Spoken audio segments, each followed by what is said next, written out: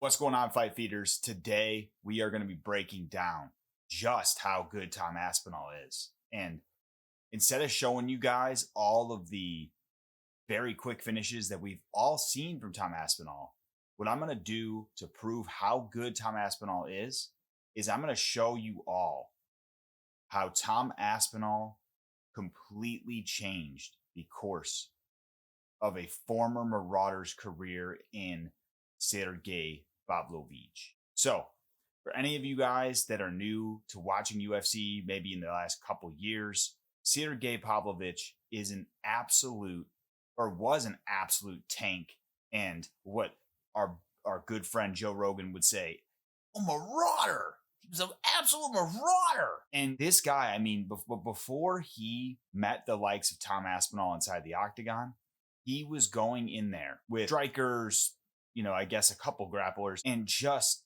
putting it on them. He has this very clean Soviet boxing style. He has the very clean, straight jab from orthodox.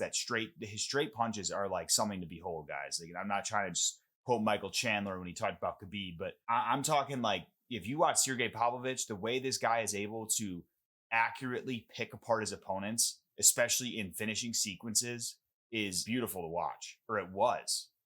And I say was because if you haven't seen Sergei's career, he started off as this marauder, but after meeting Tom Aspinall, he is now no longer the same fighter that we used to see entering the octagon.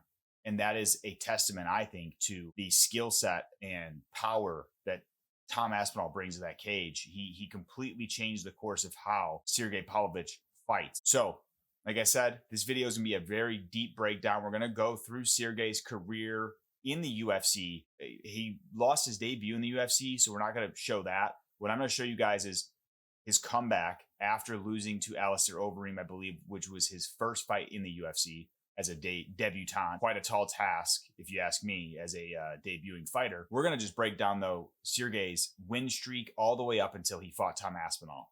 And I'm going to provide you guys with footage examples of the marauder that Sergei once was. I'm also going to provide you guys with a taste of what those stats look like and show you how those stats differ from what Sergei's been putting together in his recent fights post losing to Tom Aspinall. Make sure you guys give this video a like. Make sure you guys comment below. What are your thoughts on that situation with Sergei? Did you guys get to see the come up of Sergei? What I really want, guys, I want us all to at least agree that before Tom Aspinall and Sergei matched up, which was kind of like an out of nowhere matchup, given that Tom Aspinall was called on short notice to fill in when the heavyweight title bout fell out between Jones and Stipe. I know myself and a lot of other people that I was seeing talk about it at the time, I don't think any of us even expected Tom Aspinall to go out there and just start Sergei the way that he did. Okay.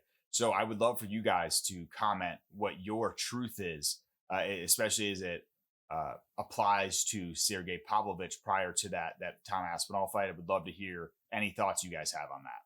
Let's go ahead and dive in to the first fight that we'll kind of break down of Sergei.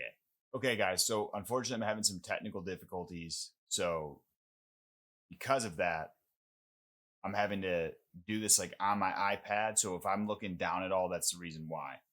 But I'm going to put the actual video that I'm like doing edits to or whatever in here, so you'll see it. But anyways, just want to show you guys the level of Sergei, and I'm only going to show you guys the finishes because but this is the first example. And guys, the thing that Sergei did so well, obviously before he changed his style up because of Tom Aspinall, he uses that jab like you wouldn't believe. So he would just throw that jab. He dropped Derrick Lewis with the jab. He dropped Tuivasa with the jab. So in this first fight against Gane, he's tagging him up with the jab in the first minute. And Gane, in this shot here, Pavlovich fakes that jab, throws the overhand. His overhand is mean, lands it nicely, perfectly on the side of the head. He just walks his ass down, throws that nice weird angle too. He's so good about getting angles on his punches. And just, like right from here, he shifts the body weight perfectly into throwing this right hand. And then he shifts right back into his standard orthodox, so he can land with the hook to the side of the head, uppercut up the middle, over back to the hook, drops him. And that's all she wrote. Sergei gets that nice first round finish over Gane. So, guys, this next one is Maurice Greene. And right off the bat, you got Pavlovich. Looks like he smelled something bad or something like that. He starts backing up, and Pavlovich just gets on his ass. He throws the jab out there, rangefinder, throws that nice overhand around the guard, lands on the side of the ear. He just gets inside, starts throwing these shovel hook uppercuts type shit, drops him, throws one to the body right into the face. Oh, back around. Greene's on. Why you ain't let him kill me? Why you just let him kill me, Herb? What the hell, bro? And there goes Pavlovich. He's out. Fucking screams like a crazy Russian that he is and moves on to the next one. So those are two guys he had prior to, being ranked. And now we're going to get into some of the bigger stakes here, because now we're getting into what is the modern day run for Sergei Pavlovich that happened starting in 2022 after he came back. This one's going to be fast, boys. He goes real quick in this one. So it actually is longer. This is just an edited clip because for whatever reason, we can't use Watchful MMA anymore because I don't even know. But here's Pavlovich. This guy was like a bit of a wrestler, tried to grapple a little bit. Pavlovich just ducks under a lead hook here, throws his nice sharp overhand, misses, whiffs on it. But here he comes with a nice laser right hand straight down the pike, right on the fucking nose, bang. And he just follows him down, and it's all over, baby. He just boop, boop, boop, boop, boop. Come on, ref. Just stop the fucking fight. We need Guru in here to scream at him. Look at those hammer fists, man. He's trying to fucking batter this dude's temples. So that's the first one, right? This is after the layoff that Sergei had and comes back super strong. First round finish. And guys, this fight, Derrick Lewis, he's a banger, as we know. But it's this crispiness of that jab that he throws down the middle. And Sergei, he's just going, right? He's going. He catches him with the jab again. Derrick lands one of his own there. But watch this. Sergei just gets this guy into a slugfest where they are not even like technically. Here's a lead hook from Derrick Lewis that lands. But look at this. Right hook over the top from. Is that a right hook or is that? See, this is the weird thing, guys, is Sergei has a weird way of throwing that overhand where it almost is so sharp, but it could be like a hook. But I think that's kind of like an overhand because like a hook would be more curved, right? And that's a straight shot kind of. But watch this. I mean, just boom. This is the overhand. He lands right on the chin of Derrick. Boom, right there. And now Derrick is on wobbly legs and it's the uppercuts. It's back to the overhand. Murgliata's probably fucking making a grocery list back there. Whiffs that one, uppercut. And then here it is, that sharp overhand. Derrick's on wobbly legs. He comes in with that fucking jab again. And then over back to that right hand. Uppercut. Drops Derrick. Starts doing the hammer fist. Murgliata steps in. Derrick stood right back up. But, dude, that was just brutal from Sergei Pavlovich. That gets Sergei to the number 5 spot in the rankings of the heavyweight at this time. This one, guys. So I'll tell you this. This is against Tuivasa. Tuivasa fight. If you guys have seen my pay-per-views with Brit videos with my girlfriend, I just remember watching this and my girlfriend watching too. Like we were watching the same, we were just watching the family room. And Marissa's reaction to this one was, oh my God, that guy is relentless. Because he literally just barreled through, not barreled, he buzzsawed through Tuivasa. And Pavlovich eats shots here. Like he ate that right hook from Tuivasa. But watch this, like boom, overhand. Is that overhand right? Right into that lead hook uppercut. Like he has like a shovel uppercut, if you will, or shovel hook. Goes right back. He trades hands perfectly. He goes like left, right, super clean in the pocket, even though he has such a long reach. Uppercut. He eats one of his own, eats another one, but he throws one to a nice hook to the body, the breadbasket of Tuivasa there. Tuivasa don't like that. He steps back. Pavlovich is right back on him. Jab or lead hook. Cross misses, but he comes back with the jab there. And this is what's crazy is he's able to throw that jab with such power. Look at this jab. It just drops him. Like, look at this shit. Boom. And then watch, Tuivasa just drops right on the ass. Look at his fucking ass. Watch. Bang. And Pavlovich is like a marauder coming in, starts trying to fucking find those shots, start uppercuts. It's always uppercuts against the cage for Pavlovich. Tuivasa trying to. How the fuck is Dan Miragliotta in this one too? God damn. They both miss here. Pavlovich goes right back on him with that jab right to the ear. It's going to throw that equilibrium off. Comes back in with the uppercut. Oh. Tuivasa's running. He's out. He's getting out of there. This was a fucking. Look at this. Look at how he just throws a jab again. Boom. Catches him. Comes right around with that overhand. Jab. Overhand. Doesn't land clean though. Jab again. The jab is just money. Oh, he kind of sneaks this right. Dude, the way he throws is so interesting because it's like this could be like a right hook, kind of, but it's also like a straight because look at how it finishes. It finishes straight. Oh, Tuivasa fucking throws himself down, missing the overhand. There we go. And here we go. Pavlovich comes right in with these lead uppercuts now. Oh, wait. No, is he just framing? He's just framing him. He comes in with the rear uppercut. Jab. Right hook. And now he's going to fucking frame up. Ready? Oh, missed him just by a hair. Miss him again. Tuivasa doing okay with the head moving here. Oh, lands it right on the neck. Look at that. Fucking hitting the scalenes there. Boom! Catches him on the ear, drops him down. He's got Tuivasa doing a wall squat on the fucking cage there. Oh, right up the middle with this uppercut. Great shot selection from Pavlovich. Drops him down, and it's just all she wrote. Guys, these were huge wins. I mean, this is the Tuivasa that knocked out Derrick Lewis cold with an elbow the same year, I believe.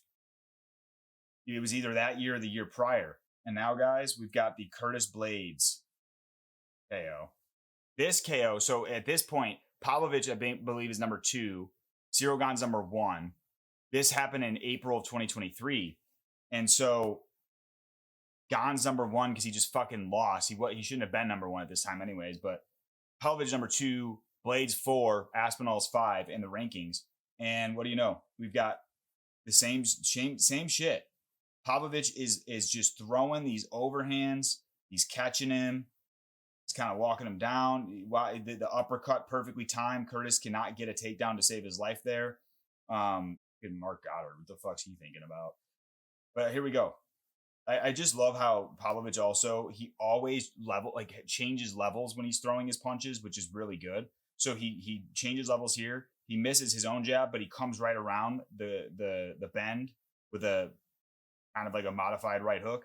Back down, like it's right back to the jab though. He's always using that jab. So he jabs there, breaks the guard. He's walking Curtis down. He lands the jab again and basically almost drops him. Look at this. He moves the head, tries to throw the jab, but Curtis is able to land there. Jab for jab though, it's Pavlovich all day, baby. And then watch his overhand kind of catches him a little bit. Not too much there with any mustard on it anyways. Uppercut misses. Pavlovich still walking him down. Look at this shot. It's that same shot that he landed on that guy. It's that laser right hand, but it comes, he throws it in a way where he's throwing an uppercut and it's like a shovel. Is that like a shovel uppercut? A shovel hook? I don't even fucking know. It's basically a straight punch, but boom, right on the chin. Look at that accuracy, but it's the follow-up, guys, with the jab. Boom. Oh, it catches me again. Oh, boom. Oh, that fucking overhand. Look at how he cuts that angle. That's a beautiful angle, how he cuts it like that. That is sick, dude. Curtis is in trouble here. Oh, he lands the uppercut there. Boom. Oh, he lands another uppercut. Oh, Curtis is fucking falling down. Mark Goddard's coming to take a look. Oh, it's right on the ear. It ends the fight. Sergei is the number 1 guy at this point, guys. Like, no one is fucking with Sergei, okay? It is until, guys, he gets this matchup with Tom Aspinall. Okay? And so to start this fight off, guys, Sergei's doing what he does. Tom was doing good with mixing in the kicks, I think, off the rip in this fight. But, guys, this fight was terrifying if you were an Aspinall fan like myself, because I thought Pavlovich was just going to fucking do what he did to everybody else I watched. because everybody else I watched in the heavyweight division was pretty dominant until meeting, Pavlovich, right? But look at Tom Aspinall's able to get out of the way of these shots. I may have already missed the shot that Pavlovich lands, but nice calf kick from Tom. It's this right here. So Tom is at distance here. Tom finally decides to throw. Look at how much range this guy can cover with those legs, man. He hits him with the jab. It's this right hand, though, on the ear. Pavlovich is hurt. He's wobbled. Tom fucking reloads that hoe. Throws it again. Boom. Drops him. Bop, bop, bop. Okay? There it is. That's all she wrote. Tom becomes champ. This was such a beautiful moment for Tom, especially if you're a fan of him. All right, guys. So to show you after going through all that footage, and thank you guys for your patience if you made it this far, but what I want to show you why I feel Tom Aspinall's skills and just his overall presence changed the course of Pavlovich's career is just taking a look at his last 2 wins in the UFC. He has, and what I've done here is I've pulled back up that image I showed you guys previously that shows all of Sergei Pavlovich's wins from 2019 to 2023 prior to his loss to Tom Aspinall. And you're going to see a stark difference in the amount of strikes thrown from Pavlovich, okay? So here you go. In all these fights, it's all ending in the first round. Pavlovich has got 17, then 20, then 21, 15, 23, 36, okay? Now let's take a look at his recent wins against other fighters in the heavyweight division. A previous fighter of the heavyweight division in Jairzinho Rozenstruik, Sergei throws only 11 strikes in the first round, okay? So right there, this guy who used to be a marauder, walking guys down, throwing shots at will, throwing with intention to kill them, essentially. He's now going in there against Rozenstruik. He doesn't get a knockdown from what I remember until the second or third round in this fight. But even then, in the first round, Sergei is completely a different fighter. He's hardly going out there to be that marauder that he's been in the past. He's a lot more calculated, careful, completely switched up the things that I feel made Sergei such a hard fight for any of the heavyweights is he just does not come out with that same mustard anymore in terms of looking for that finish. He's, I think, very worried about what's coming back at him nowadays, especially because Tom Aspinall caught him and was able to put him away. So you have 11 strikes in the first round against Rozenstruik. Even worse against Waldo Cortez Acosta, only 9 strikes in that first round. And that is, like, when you compare these numbers, guys, like obviously the one fight being the closest is, the 17 or even the 15 to Derrick Lewis. But even just those strike numbers can't tell the story, right? Because what I will tell you is if you go back and watch these fights against Waldo Cortez Acosta, against Rozenstruik, wow, he threw 9 strikes and 11 strikes. They're not the same type of strikes he threw when he was throwing 15 at Derrick Lewis. These 15 strikes were meant to put Derrick Lewis away. These strikes are just meant for him to stay active, stay in the fight. He has completely changed his style after entering the octagon with the likes of Tom Aspinall, guys. And that is why I wanted to make this video.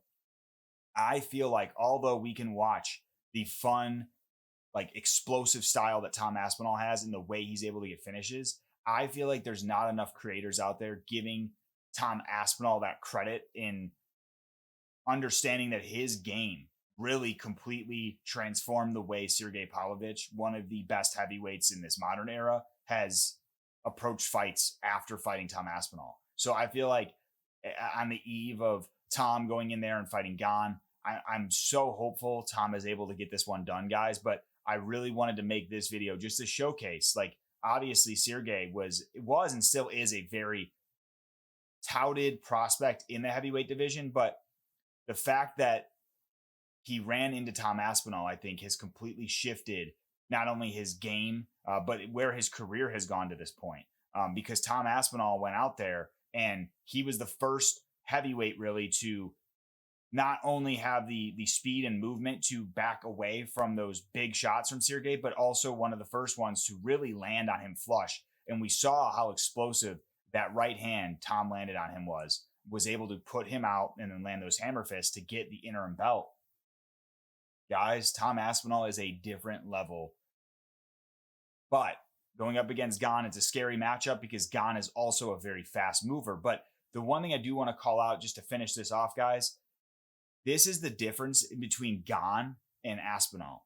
Somehow, some way, Cyril Gane never had to fight Sergei Pavlovich, nor did he have to fight Curtis Blaydes on his way to getting several title shots, which, if you are a true fan of the UFC, you would absolutely agree with me that skipping ahead or skipping past a Curtis Blaydes in the heavyweight division is like the biggest layup, if you will, in getting to the title, right? It's the same thing I would put if you're looking at like another division as an example. I felt the same way about Ilia Topuria when he did not have to go through Max Holloway to get to the belt, right? He got somehow, just the way the matchups worked out, got his matchup locked in without having to fight Max to get to Volk, right? Now, obviously, Ilya has completely shifted that narrative because he went out there and he knocked Max Holloway out. So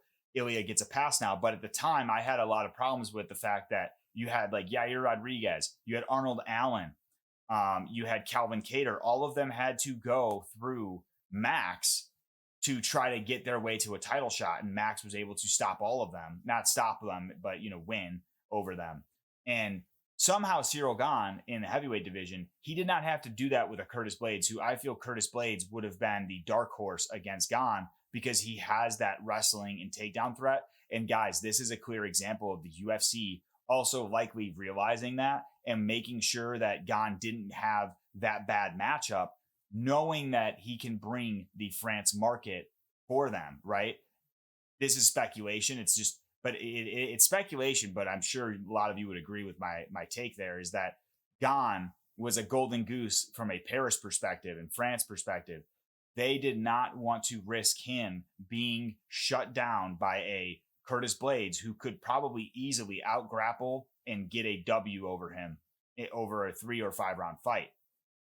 So that is my take, guys. I wanted to make this because I did want to give some respect to Sergei Pavlovich. He's put on some very fun performances. He's a fantastic striker. But I feel like we have to give Tom Aspinall more credit in his ability to shut down Sergei and completely change the way Sergei fights in the UFC.